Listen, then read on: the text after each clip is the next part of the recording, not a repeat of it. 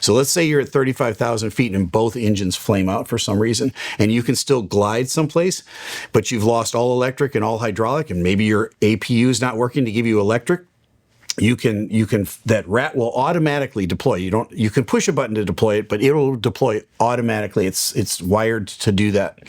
It'll drop out. It'll bang real hard when it comes out, and it'll take over some electric in the airplane and enough hydraulic to get that airplane to fly. It was not designed to provide any sort of help at 400 feet for an engine for wings that are losing lift due to either a loss of thrust or some other potential reason. So these guys were doomed when it happened. The rat came out, and we've got hard evidence of that. We showed you a video last time with a picture of the rat actually out deployed underneath the airplane. We also showed you or listened to the audio as the airplane flew by the open window of the guy who was filming. You can hear that high-pitched propeller sound going by. That's a distinct sound of a rat. The third is the eyewitness testimony of the one lone survivor. Unbelievable, 1,000,000,000 to 1 that guy survived. The one lone survivor that walked away from the crash and said he had heard a loud bang and the lights flicker. Now that makes more sense if we connect it to the rat, right? And then the final one was the captain making the Mayday call, and he says something to the effect of thrust was not achieved. So he's telling us he doesn't have enough power to continue to fly.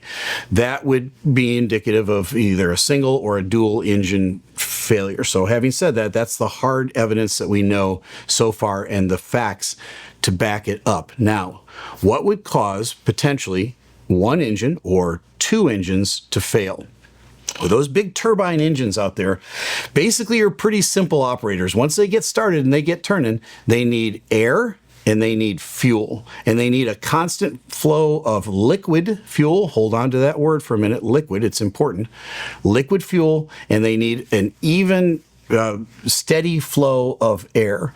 So now, one of the potential ways for an engine or engines to fail, and again, remember as we're discussing this, everything we're talking about falls into that category of 100 billion to 1, because we're talking about both engines.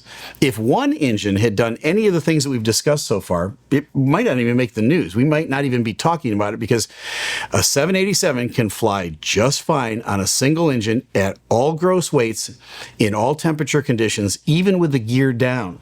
Right? And that's the other thing that we know from the video we've watched. The gear remained down the entire flight. Now, I did an interview yesterday with a guy named Gary, and Gary's a pilot.